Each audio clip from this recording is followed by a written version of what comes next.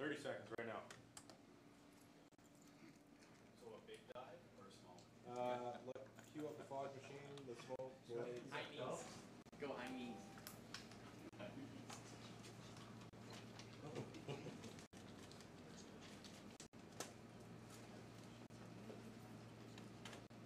No, I'm not going to. 15 seconds.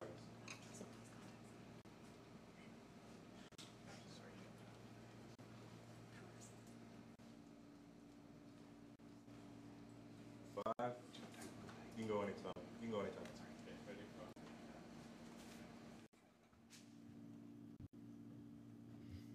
Good morning, everyone. Thanks for coming down this morning. I'm going to provide an update on a targeted shooting that occurred last night in East Vancouver.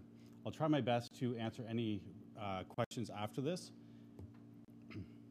Vancouver Police have identified the city's 12th homicide victim as a 28-year-old Vancouver resident, Matthew Navis-Rivas. Just before 8 o'clock on Wednesday night, the victim and his friend were walking their dogs near Cambridge and Nanaimo Street when a suspect approached and shot the victim before fleeing in an awaiting vehicle. The VPD received several 911 calls reporting shots fired. Our officers arrived minutes later and found the victim suffering from gunshot wounds. He was rushed to hospital where he died a short time later. His friend was not physically injured. Investigators believe that this was a targeted shooting and that there is no further risk to the general public. Detectives would like to speak with anyone who may have been driving in the area with dash cam video. So in the area of Cambridge and Nanaimo Street last night between 7:30 and 8:30 p.m. Anyone who may have information about this incident and has not yet spoken with police is asked to contact the VPD's homicide unit at 604-717-2500 or Crime Stoppers at 1-800-222-8477. I'll try to take any questions that you have. Matthew, well known to you guys. Could you maybe speak on that, how you did know him? We just identified him. I was provided with the information this morning. Wasn't provided with any information on the victim's background. The name is certainly, it's the same name of someone who was arrested back in January by a VPD crime unit. What, can you speak to that at all? Again, I haven't been provided with any specifics of this victim's background information. As you know, we can often look up online, the BC Online Court Registry, to see if there's anything related, but I specifically don't have anything here today. You've asked for dash cam footage before. Do people typically come forward with something like that? How helpful is it? It's very helpful. We've had a lot of success in the past where we've made a plea to people to say, if you've been in the area, like this one here, between 7:30 and 8:30 p.m. last night on Cambridge near Nanaimo, and you have dash cam footage, please give us a call. You may have information that you don't know is important. It could be important to us. So at this point, without that dash cam footage, do you have any suspect vehicle description or anything from his friend or anything like that? We do know that a vehicle fled with the suspect inside. We have officers in the area right now who are looking for witnesses, canvassing for video and any other evidence. How can you be so sure that there's no concern to the public when it's a targeted hit? What about retaliation? Retaliation is always a possibility, for sure. With this specific instance, we believe, based on the information we've collected, this was a targeted incident. It was done in a very, lack of a better term, targeted manner, but it was in an unsafe environment. Anytime a firearm is discharged in the city of Vancouver, whether someone's hit or not, it causes concern for us. And particularly in this situation where it was there's a school ground or a playground in the area, that's a dangerous, irresponsible situation. Were there children around? Was there a concern for youngsters playing at the school at the time? You know, we're out of school for the summer, 8 p.m., it's still light out. I don't know for sure, but it's the middle of the summer. It's daylight hours.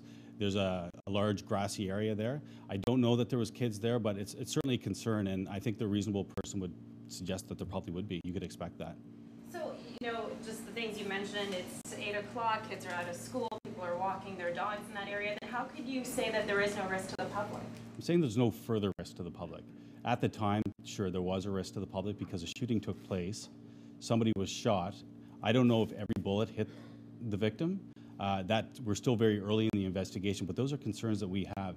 And I think people that are involved in this lifestyle have to give some thought to those sorts of things. We don't want you doing this. This is a very public and dangerous situation. Do you know how many shots were fired? I don't. Not at this point. Again, we're at the very early stages of this investigation. investigation.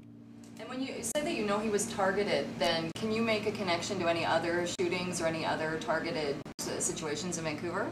We'll definitely be looking at the victim's background. We'll be looking at the type of offense that occurred, liaising with our partners, including CFSU-BC and the RCMP, and seeing if there's any links and if there's any leads that we can follow up on. CFSU, does that mean that you believe he had gang ties then?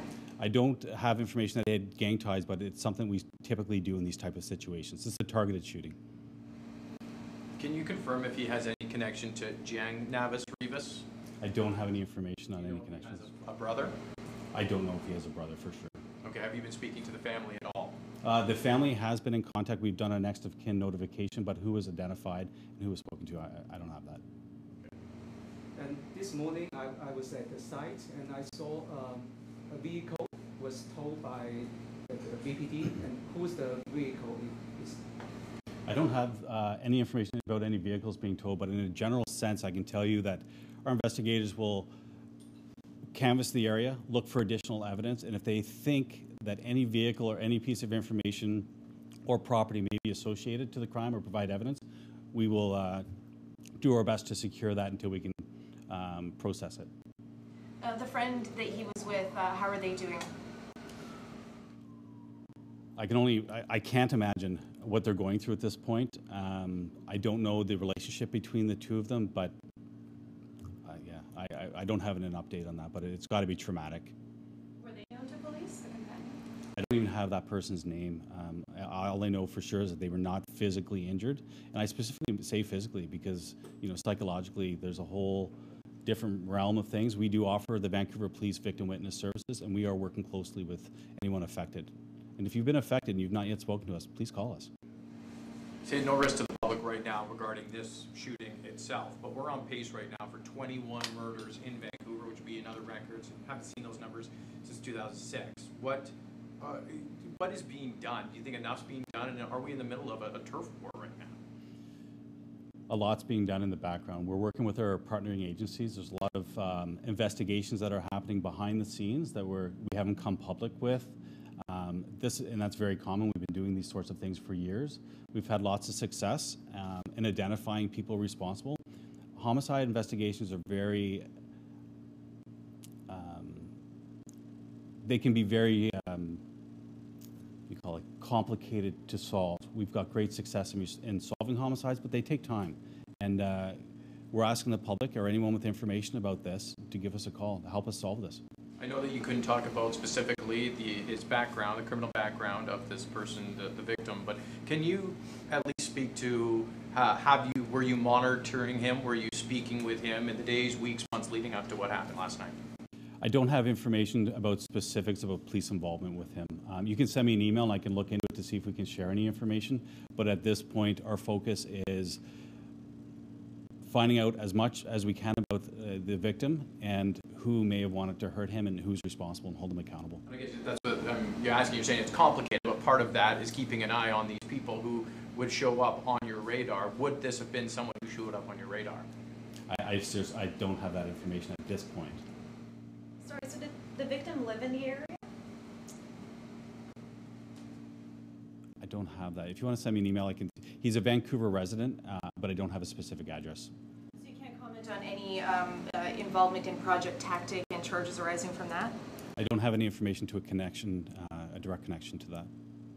Sorry, I'm just going to go back to public safety again. You know, we saw a drive-by shooting that killed an innocent bystander, 15-year-old. I mean, that could have happened at the park yesterday. There were people walking their dogs. What kind of assurances can the VPD give the public that they're safe when they are just out and about enjoying? We want to assure the public that the majority of these types of crimes are calculated.